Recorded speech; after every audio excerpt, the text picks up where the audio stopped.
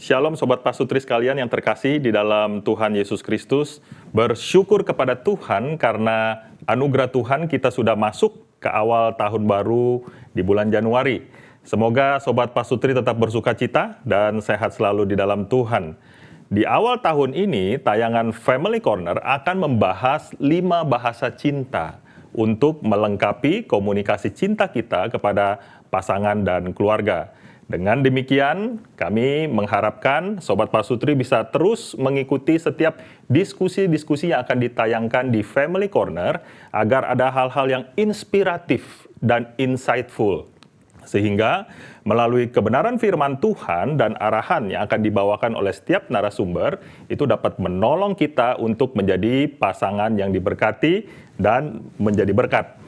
Nah, saudara sekalian, pada hari ini saya Guru Injil Bunawan Kurnia ditemani oleh Pak Dedi Sutendi sebagai narasumber di ngobrol-ngobrol kita. Selamat datang Pak Dedi di studio kami.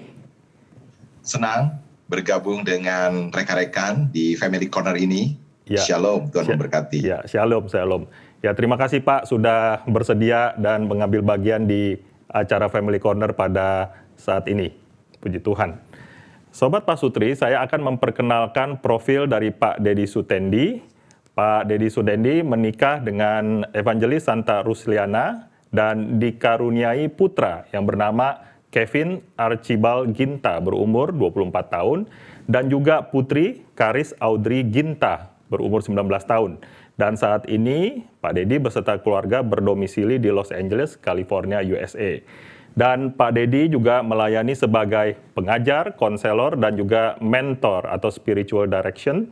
Dan selain itu juga Pak Dedi melayani sebagai pengajar tamu, konselor, fasilitator, dan juga trainer di beberapa lembaga serta pembicara tamu di gereja-gereja Amerika ataupun di Indonesia.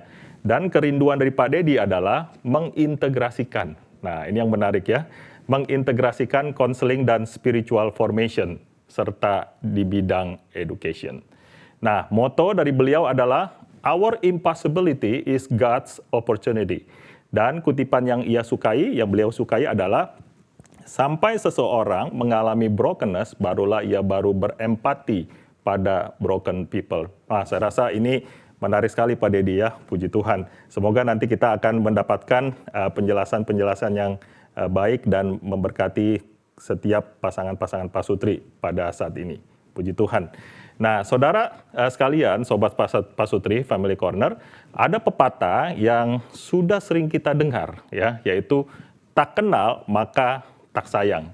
Kita cukup akrab dengan pepatah ini sehingga pepatah ini selalu kita ingat di memori kita. Namun demikian, tidak heran di sekian lama di dalam perjalanan pernikahan kita, banyak pasangan yang semakin lama semakin tidak memahami kebiasaan, cara komunikasi, dan semakin tidak mengenal sifat atau karakter dari pasangan-pasangan kita.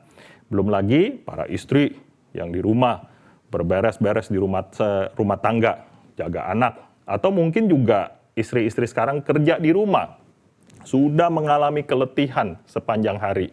Namun, usaha mereka kerap kali tidak lagi di-appreciate atau dihargai oleh suami mereka.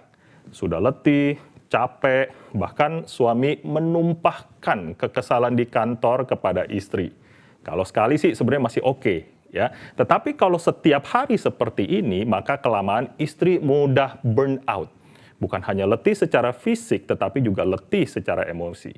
Juga para suami, kadang mereka juga tidak dipahami dengan baik oleh istri mereka. Banyak para istri mengukur bahasa komunikasi suami melalui cara pandang mereka sendiri. Tidak ada komunikasi yang sinergi di antara keduanya. Baik, kalau gitu kita langsung saja bertanya kepada sumber kita, yaitu Pak Dedi Sutendi. Nah, Pak Dedi Sutendi, sebenarnya mengapa ya Pak, pasangan-pasangan kita itu yang sudah lama menikah namun tetap merasa belum sepenuhnya memahami pasangan-pasangan mereka? Terima kasih untuk pertanyaan yang baik Pak Bunawan dan juga untuk rekan-rekan Pasutri yang menyaksikan tayangan ini. Ya. Memang untuk memahami bahasa pasangan bahkan mengenal bahasa kasih dari diri sendiri, itu membutuhkan proses, Pak Gunawan. Dan itu adalah proses tentu seumur hidup ya. Tetapi juga kita perlu ada kemauan untuk belajar, teachable. Karena kita tidak mungkin bisa memenuhi kebutuhan pasangan kalau kita tidak belajar. Karena itu, bagaimana kita memahami bahasa kasih dari pasangan kita, yang pertama adalah proses belajar. Yaitu seumur hidup, Pak. Yang kedua adalah proses penyesuaian diri. Banyak orang berkata, saya tidak dibesarkan dalam keluarga seperti pasangan saya dibesarkan. Well, memang dua orang menyatu di dalam pernikahan berasal dari latar belakang yang berbeda. Tapi bagaimana kita belajar menyesuaikan diri. Dan yang ketiga yang tidak kalah pentingnya adalah proses penerimaan. Bagaimana kita menerima pasangan kita. Seringkali kita mungkin berkata, saya ingin diterima oleh pasangan saya. Tapi ada hal yang lebih penting yang perlu kita tanya, apakah saya sendiri bisa menerima pasangan saya dengan keunikannya. Berdasarkan atau berlatar belakang keluarga yang mungkin berbeda dengan keluarga kita. Kira-kira begitu dulu, Pak Gunawan. Baik. Nah, tadi yang Bapak jelaskan sungguh menarik ya. Jadi sebenarnya penerimaan ya Pak Dedi ya. Dan juga kadang-kadang setiap pasangan harus perlu tahu lebih banyak tentang pribadi pasangan-pasangannya. Lalu Pak Dedi, sebenarnya bahasa cinta itu ada berapa Pak? Kalau misalnya Pak Dedi bisa jelaskan kepada kami. Ya. Ini sebetulnya ide tentang bagaimana kita memahami 5 bahasa kasih berasal dari satu tulisan yang tentu dijabarkan dengan sangat baik ya oleh, semoga rekan-rekan bisa melihat, oleh Gary Chapman ya di dalam 5 bahasa kasih. Memang pada waktu kita bicara tentang 5 bahasa kasih ini, kita akan meruntutnya satu demi satu.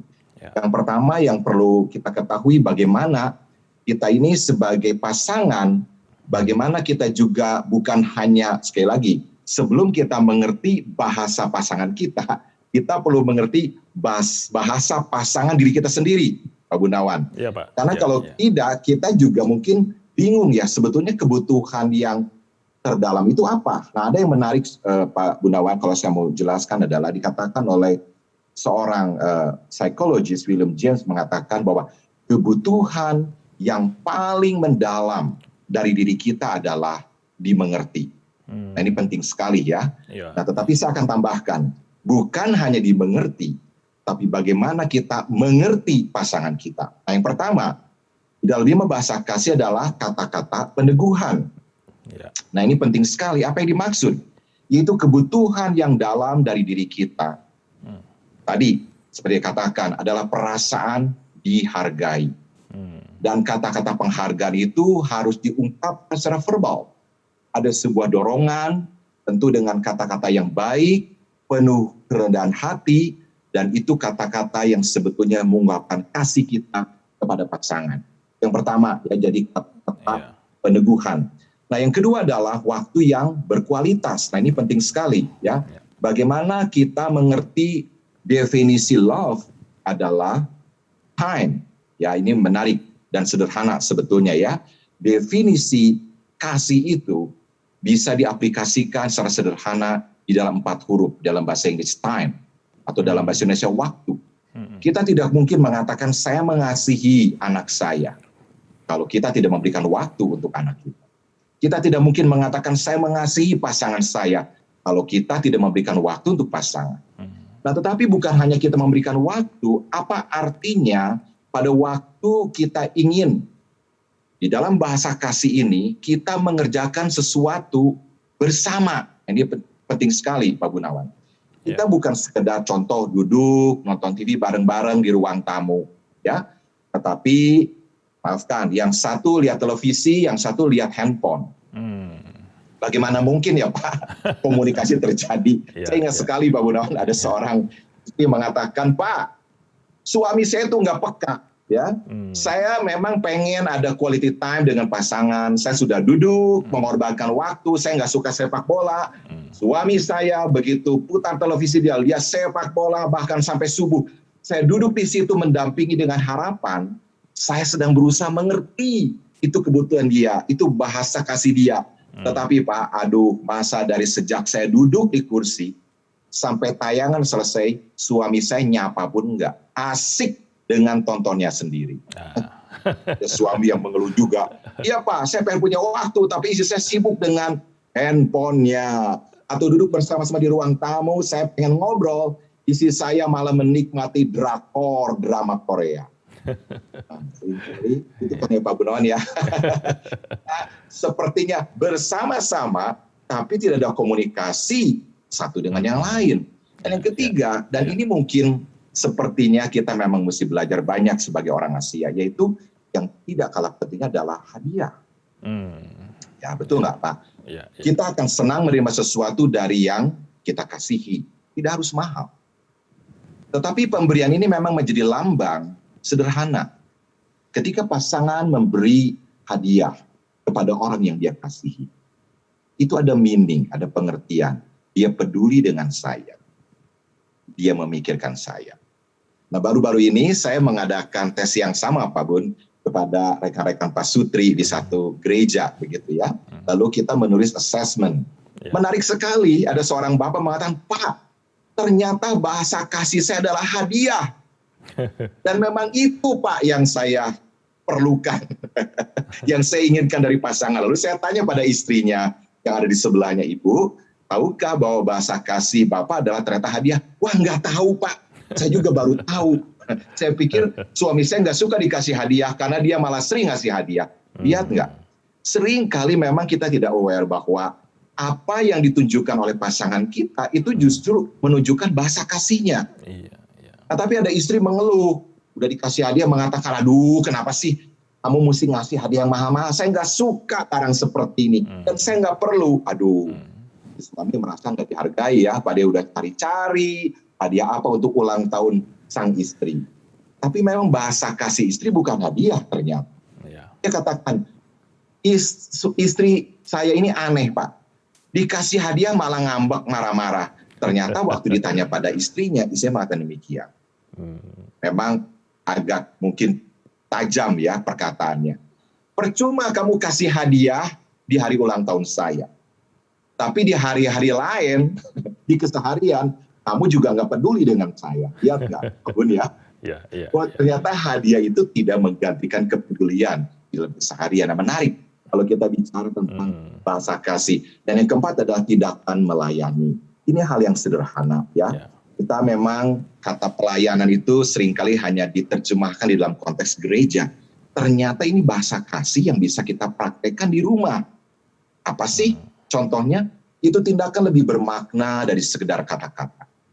Ya, kita mungkin lebih suka pasangan kita atau biasanya suami ya, ada suami mengatakan saya nggak suka jajan di luar atau makan di luar, saya lebih suka makanan dari istri saya sendiri ya, yang dimasak oleh istri saya sendiri, kemudian membantu pekerjaan, membersihkan rumah, sehingga sebetulnya banyak kasus ya istri itu senang sekali ya kalau suami sebagai pasangan berbagian di dalam tugas-tugas rumah tangga. Nah, namun sayangnya Pak Bun, kita juga, termasuk saya mungkin, mendapatkan pengajaran dari orang tua kita, keluarga kita, di zaman-zaman baheula atau zaman dulu ya.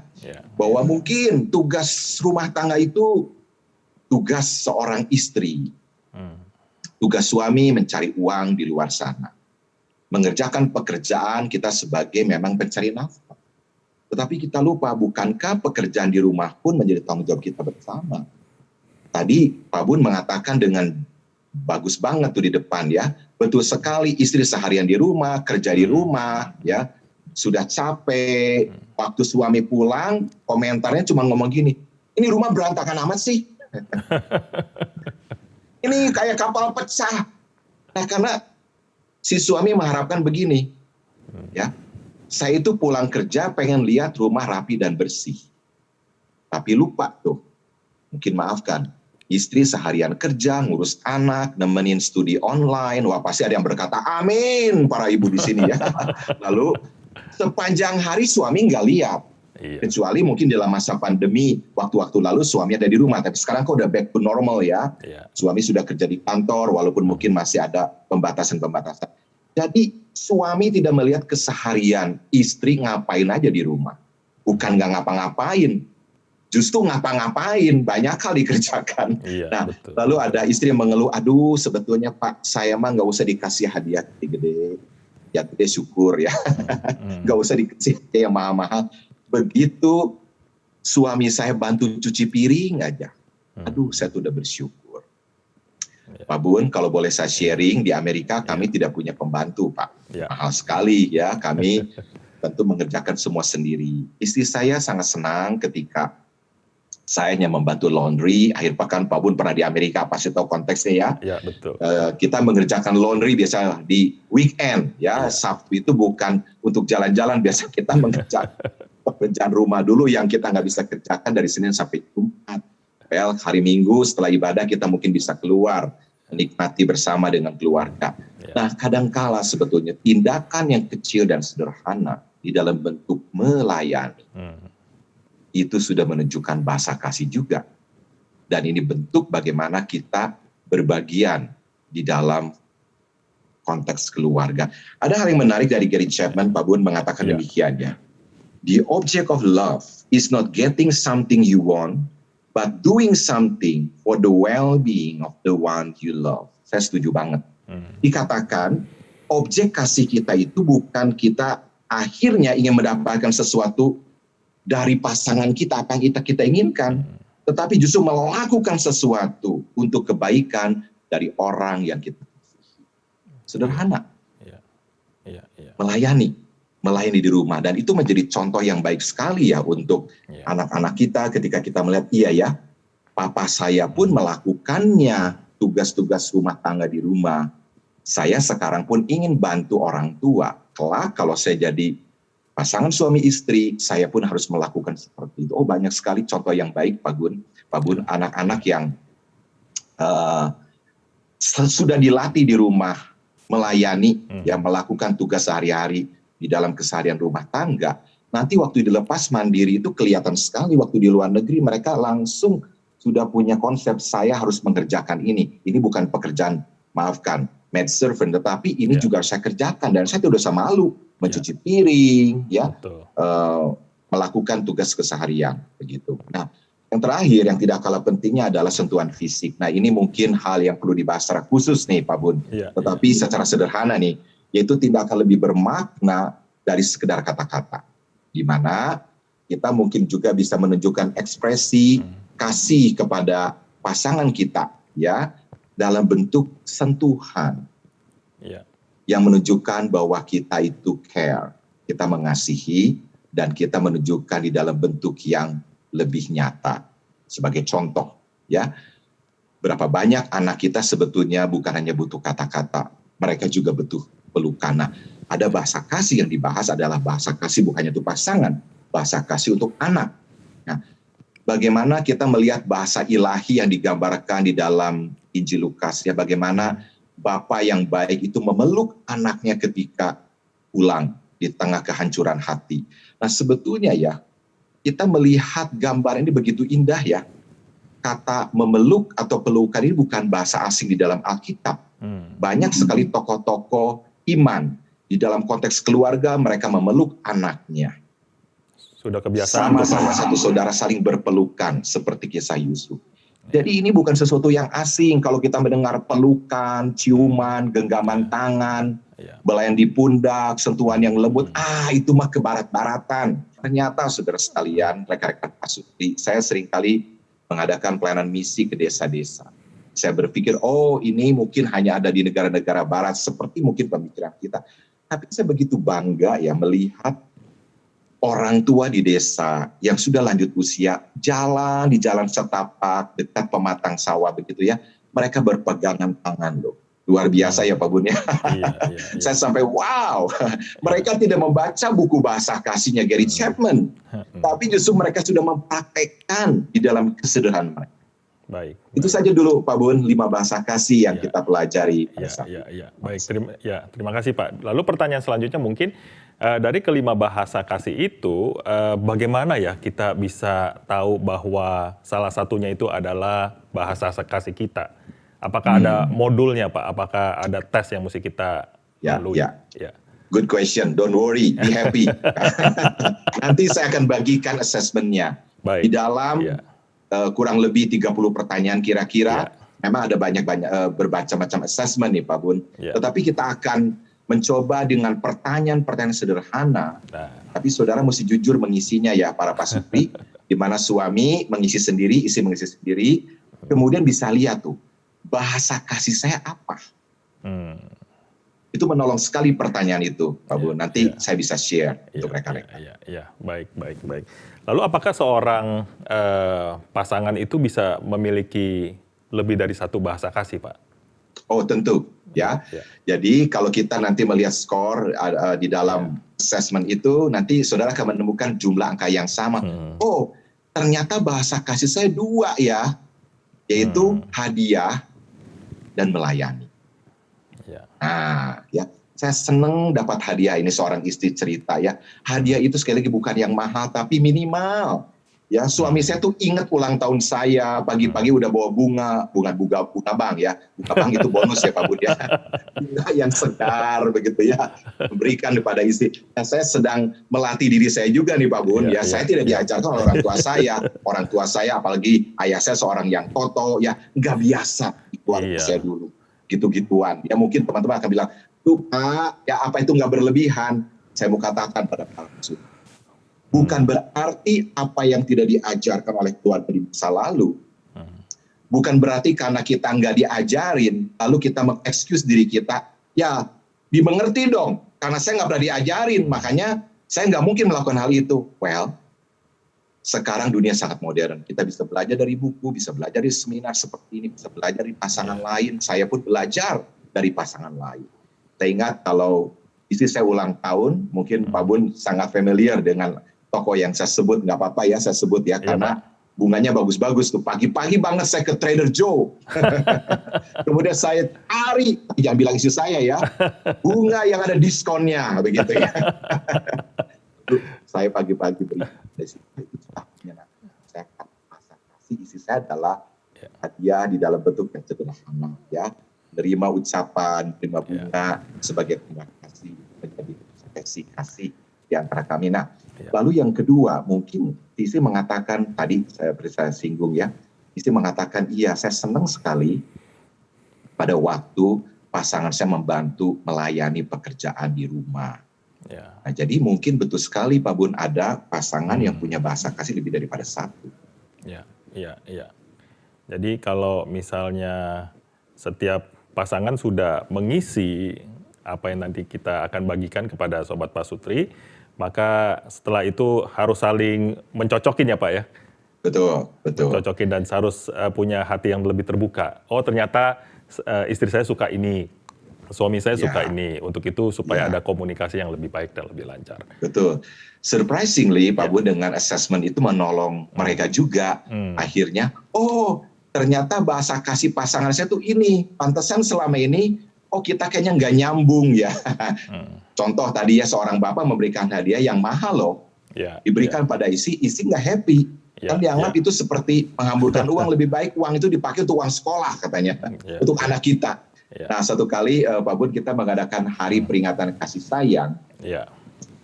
Dan waktu itu saya hanya minta sederhana. Ayo pasangan bergandengan tangan. Ya, bukan hanya waktu nyanyi di gereja ya, bergandengan tangan, itu mah karena perintah worship leader ya. Ini benar-benar dengan genuine, dengan hati yang betul-betul ingin menunjukkan kasih kepada pasangan.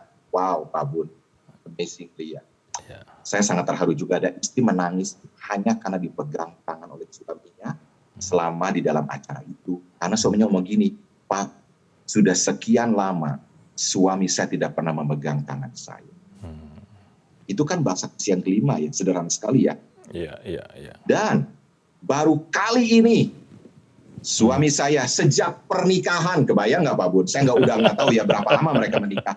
Baru malam ini di hari kasih sayang, ya kembali mengucapkan kalimat yang saya tunggu sekian tahun sejak menikah.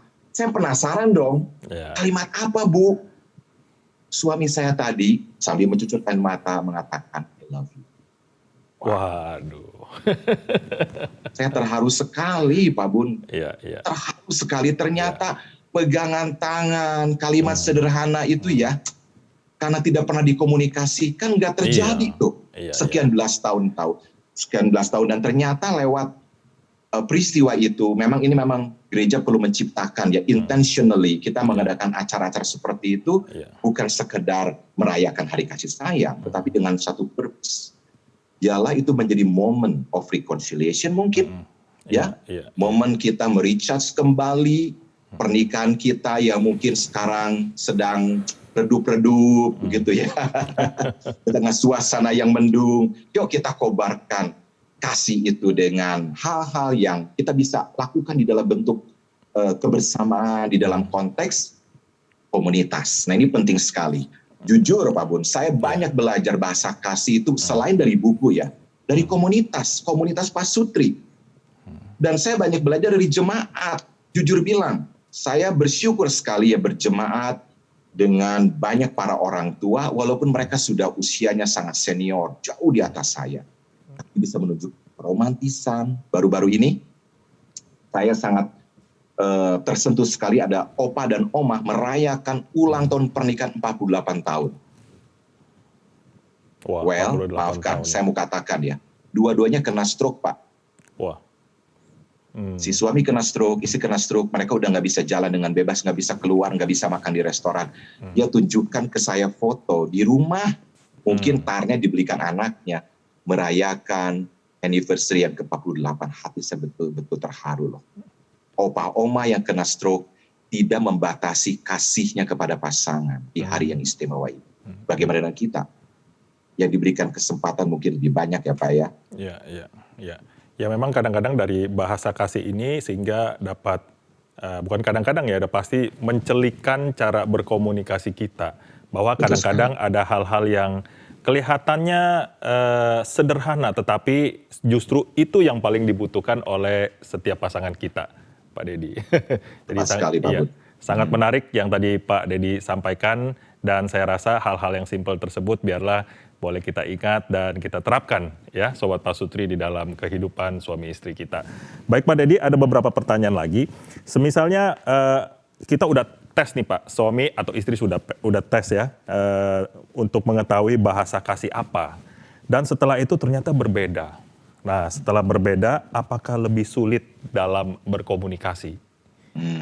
Ya. Wow, pertanyaan yang menarik Pak Bun. Ya. Dan itu memang pertanyaan dari mereka yang setelah menyelesaikan tes dapat skornya, kemudian kok Pak bahasa kasih saya dengan pasangan itu beda. Ya. Respon saya adalah praise the Lord. Seringkali menyatukan kita di dalam perbedaan bukan kesamaan, bukan begitu ya Pak Bun ya? Kita tidak persis sama, keunikan kepribadian kita sangat unik, Tuhan menciptakan kita dan pasangan kita berbeda dengan kita. Justru di sana kita belajar bagaimana kita bukan hanya mengerti bahasa kasih diri kita sendiri. Bahasa kasih pasangan kita yang notabene berbeda. Dan bagaimana seperti di awal tadi, kita sedang belajar memahami bahasa pasangan. Dan sekali lagi, bukan menuntut. Saya setuju dengan Gary Chapman. Ketika kita belajar bahasa kasih, bukan ngomong begini nih, di akhir seminar kita, setelah selesai, nah makanya dong ya kita ngomong sama pasangan, penuhi kebutuhan saya, kamu selama ini nggak mengerti ini bahasa kasih. It humble heart. Betul. Dengan rendah hati mengatakan maafkan saya.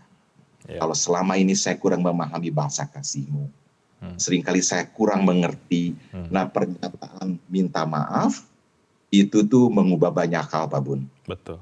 Dan kata terima kasih itu mengubah banyak hal. Sederhana ya. Nanti mungkin kita akan bicara di dalam bahasa kasih yang berikut ya. Jadi kata-kata kita itu bisa kita ucapkan tidak harus beli kok. Betul nggak Pak Bun? Betul. Ya? Kata saya minta maaf, berterima kasih kita harus beli di toko. Tuhan sudah taruh di mulut kita.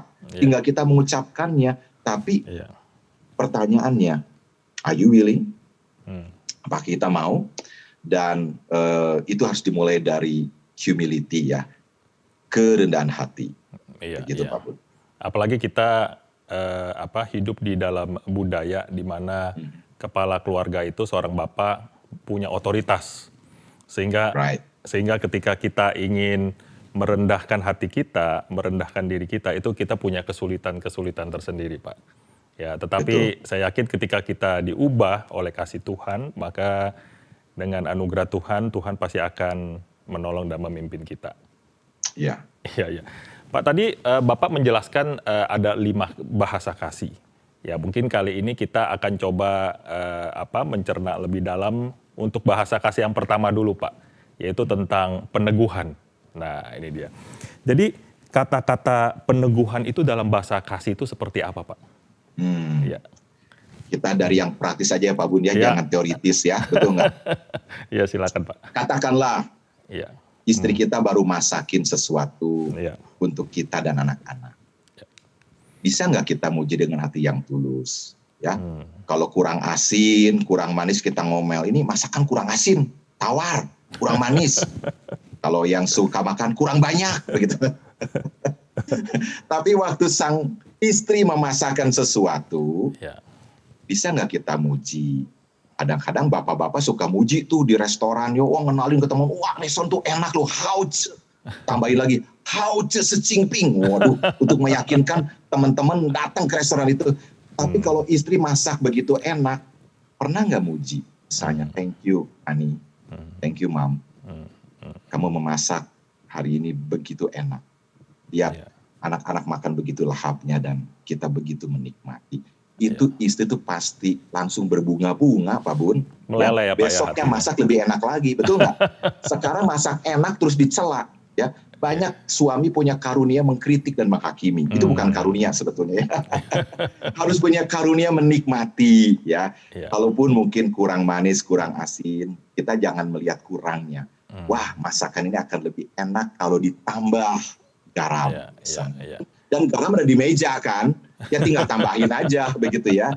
Nah, lalu yang kedua mungkin suami juga butuh pujian kok hari ini Pak Bun pakai jas keren sekali ya.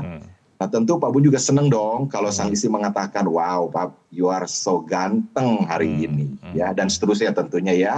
Why you are so handsome begitu ya. Saudara, bukan hanya anak kecil kok, orang dewasa pun suka dipuji. Ya, setuju. Betul nggak? Kontes dengan jemaat. Jemaat mungkin menyiapkan sesuatu di hari itu pelayanan. Ya, bisa nggak hari ini Pak Habil dan tim melakukan sesuatu untuk kita? Di akhir acara kita mengatakan you did a good job. Itu sebagai kalimat peneguhan, kalimat bagaimana kita menghargai orang yang sudah melakukan sesuatu buat kita. Ya, nah yang kedua Pak encouragement. Kalau tadi kita bisa memberikan praise, pujian. Yang kedua adalah encouragement. Encouragement harus lahir dari empati. Ya, ketika pasangan kita sedih, ya, ketika pasangan kita sedang mengalami pergumulan, minimal kita ini bisa menunjukkan bahwa yes, ya, saya mengerti pergumulanmu. I know. Saya peduli, I care. Kemudian katakan lebih lanjut, I'm here for you. Ya, saya di sini untukmu. Ya, how can I help you? Apa yang bisa saya tolong? Nah, kalimat-kalimat encouragement seperti ini menolong sekali dalam komunikasi keluarga. Baik suami, istri, orang tua, anak.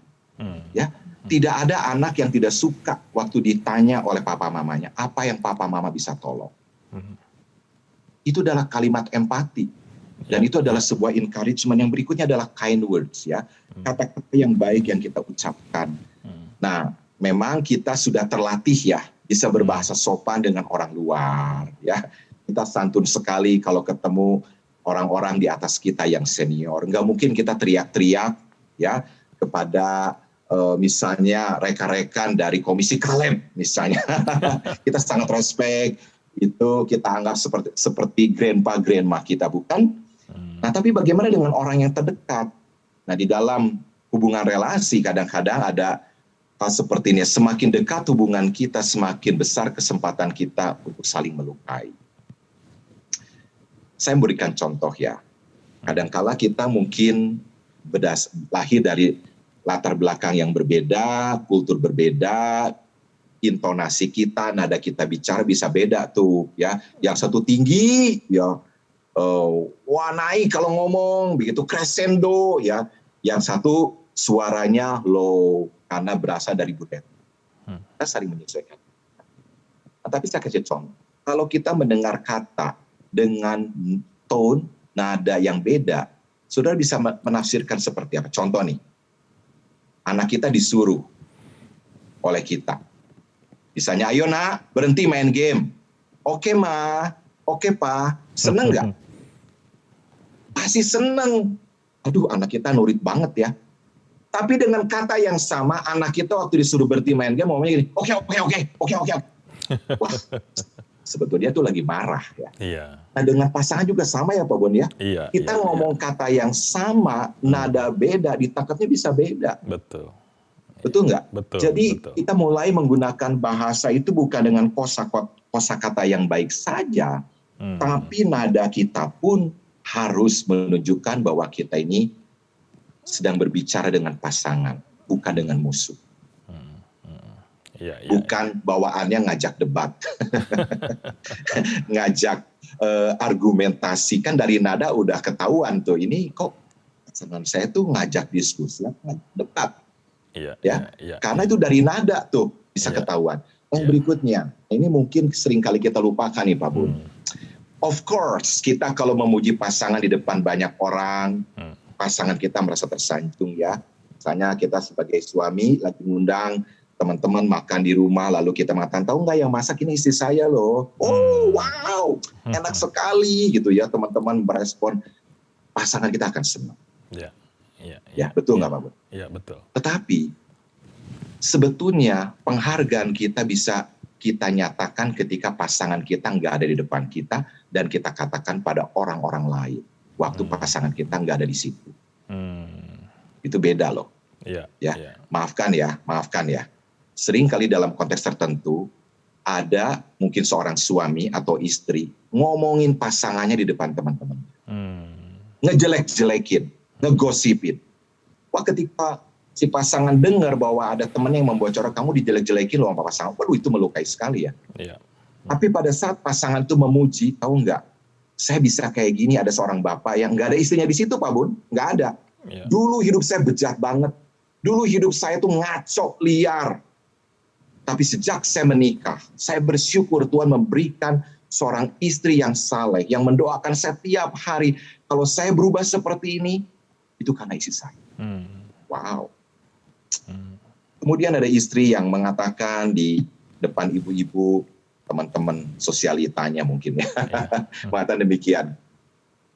Saya bersyukur punya suami yang bukan hanya mengasihi anak, tapi mengasihi saya. Di dalam hal sederhana, suami saya itu betul-betul bertanggung jawab. Ya, dia selalu tanya, gimana anak-anak sekolah ada kesulitan apa? Ya, kita mesti bayar apa bulan ini nih? Ya, jadi dia selalu memikirkan yang baik buat keluarga. Dan itu istri memuji di depan teman-temannya. Ya, suami saya seorang bertanggung jawab, kepala keluarga yang baik dan imam yang baik. Ya. Nggak usah diminta, nggak usah disuruh, malah suami itu mengajak kita adakan ibadah keluarga tiap malam sebelum tidur. Dan sang istri mengatakan itu dengan penuh ketulusan. Karena dia bersyukur Tuhan memberikan pasangan kepada si istri, ya, atau si suami mendapatkan istri yang baik, si istri mendapat suami yang baik, dan itu diungkapkan kepada teman-temannya walaupun pasangannya tidak ada di sana tuh Pak Bun. Nah kira-kira begitu Pak. Iya. Nah, kalau misalnya pasangan kita ini termasuk orang yang kaku, Pak. Dia punya kesulitan gitu ya. Cara melatihnya itu gimana ya, Pak ya? Wow, ini pertanyaan yang tidak mudah langsung saya jawab ya, Pak ya. Saya harus mengerti konteksnya. Tetapi seperti di awal saya katakan, Pak Bun, semua itu dalam proses ya, termasuk saya. Ya, bagaimana kita belajar itu seumur hidup. Kadang kita diberitahu oleh mentor, ya. Kadang kita diingatkan oleh seseorang gitu. Nih Pak Bun, ini baru aja hangat terjadi nih. Tadi pagi saya dapat telepon, ya. Tapi bukan dari teman-teman di sana ya. Karena saya tidak menyebutkan confidentiality, pasti teman-teman juga tidak tahu siapa yang saya katakan. Ini baru terjadi tadi pagi. Jadi ini suami juga humble nih Pak. Jadi suami ini memang menyadari masa kecilnya. Lalu dia juga ingin mengekspresikan bahasa kasih dan dia juga terus belajar. Lalu si istri ini ngomong begini, hati-hati loh Pak. Saya lihat tuh kamu dekat dengan lawan jenis. Dan kebanyakan lebih tua dari kamu. Nah ini kan sebetulnya bahasa kasih si istri itu sedang menegur ya. Ya. Tapi nggak langsung, kamu tadi ngapain dengan cewek itu? Di gereja ngomong lama-lama. Gitu kan? Tapi dengan bahasa yang santun, Pak, Ya. adakah coba di dalam masa kecilmu yang sebetulnya kamu rasa defisit? Nah, jawabannya menarik, Pak Bun. Dia bilang begini, saya itu dekat dengan cici. Cici biologis ya, cici kandung ya. Nah, ketika sudah menikah, dia bisa dengan cici, karena beda kota. Nah, dia itu senang banget ngobrol dengan perempuan yang lebih tua karena dianggap itu sebagai cici. Untuk mengungkapkan ekspresi kasihnya, memperhatikan orang yang lebih tua, dan dia juga sering diperhatikan oleh cici-cici rohani di gereja. Terus saya katakan demikian, hey brother, ketika istrimu ngomong begitu, kamu mesti aware. Maksudnya apa nih? Dia panggil saya. Kamu setting boundary. Kamu harus memberikan batasan. Kedekatan boleh sharing secara emosional, tetapi mungkin orang yang paling tepat untuk diajak sharing yang pertama adalah istrimu. Kamu mengerti apa yang kurang dari bahasa kasihmu, yang perlu kamu dapatkan mungkin saat itu dari keluargamu, tapi kamu nggak boleh proyeksikan kebutuhan itu pada orang lain, yang hanya terjadi nanti masalah di kemudian. Nah, sekali lagi Pak Bun, ini adalah proses belajar. Proses kita banyak mungkin melihat contoh-contoh ya. Oh, saya banyak melihat Pak di waktu-waktu lalu ya, ada pria-pria yang tadi saya sebut tuh di hari kasih sayang bisa ngomong I love you, pegangan. Awalnya tuh kaku sekali karena maafkan ya, maafkan kalau saya ngomong tokoh yang quote and quote lebih banyak di pasar ya, bergaul di toko begitu kan. Yang gini-gini mungkin ya dia juga nggak kepikir kali ya gitu, tapi setelah intentionally kita membangun komunitas dalam kelompok yang lebih kecil, kita ada acara-acara yang boleh mengingatkan, menggugah atau menghidupkan kembali di dalam sebuah relasi. Ternyata orang yang tadi saya sebut ya, kaku seperti itu pun bisa berubah kok. Istrinya yang mengatakan, dulu nggak pernah loh Pak, tapi malam ini dia bisa melakukannya.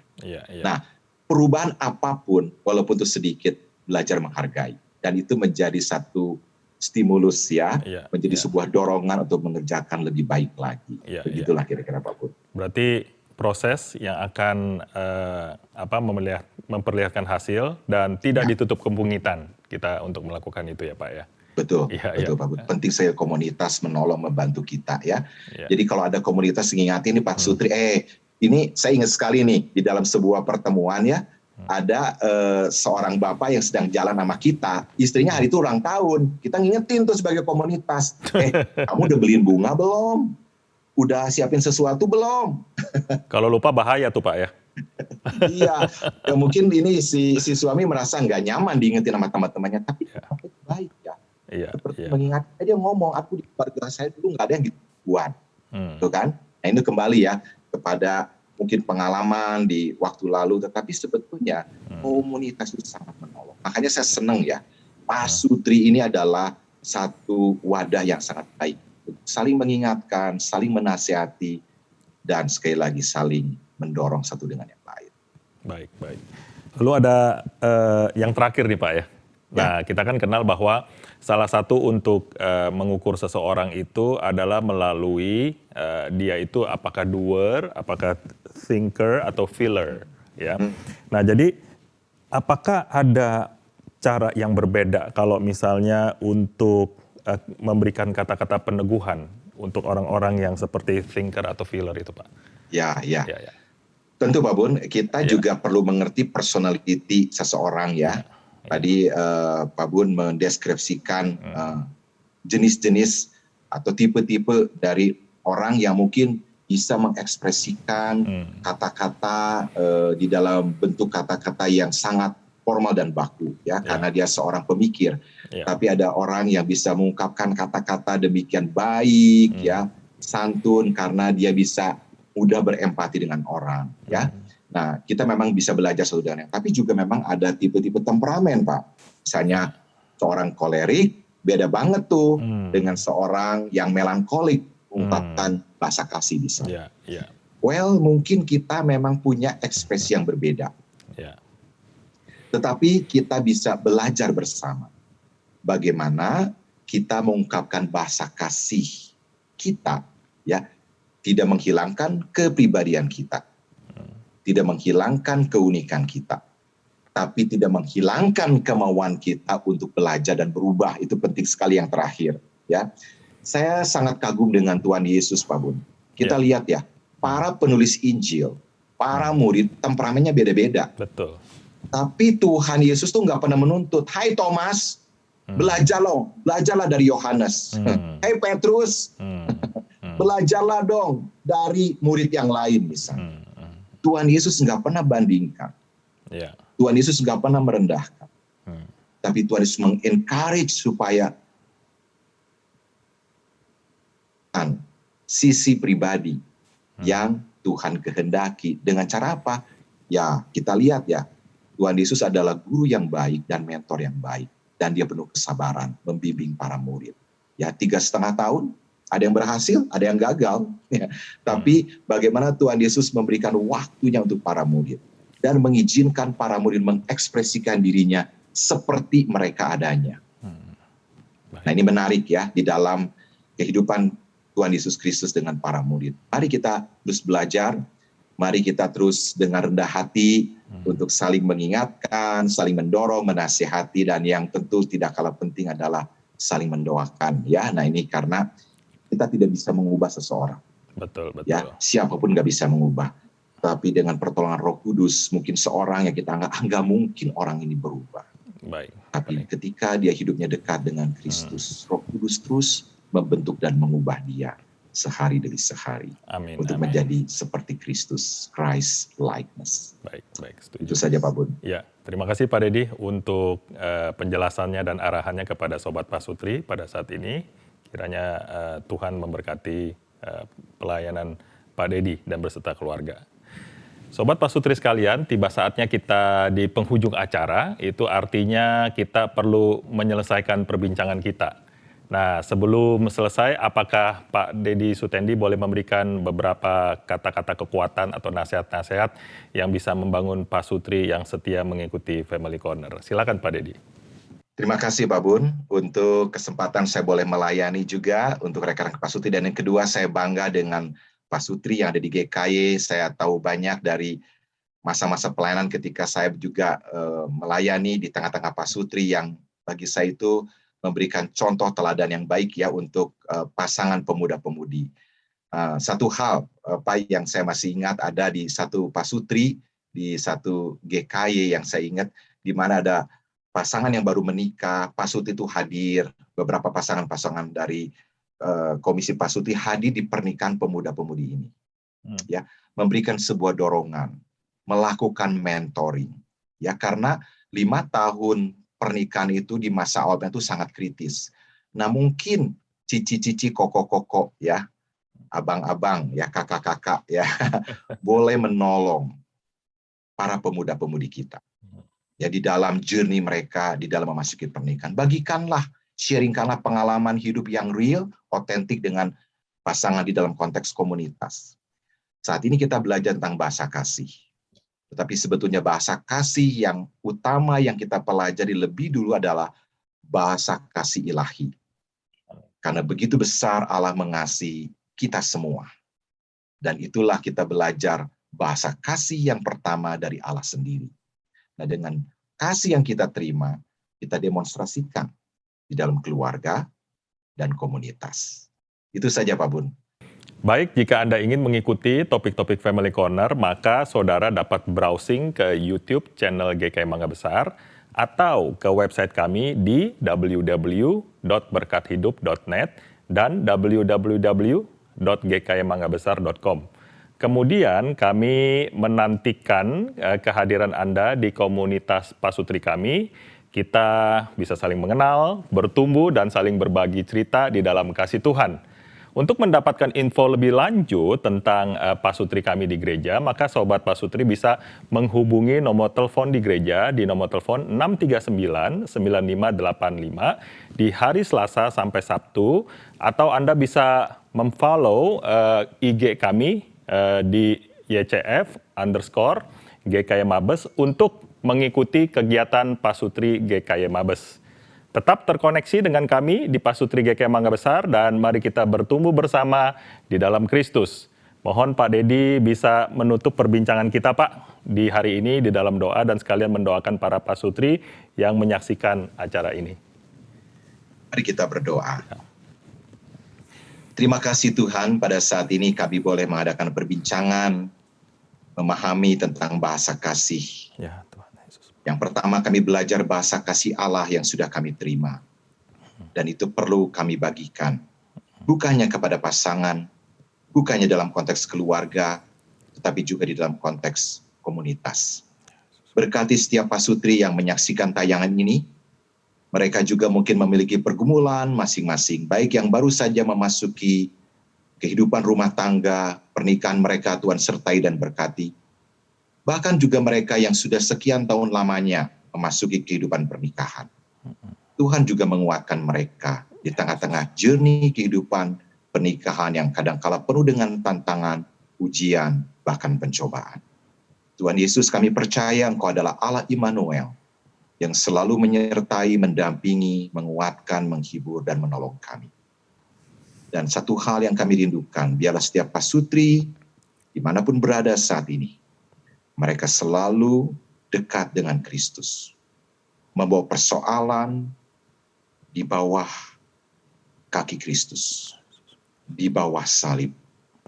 Bring everything to the cross, not to the court.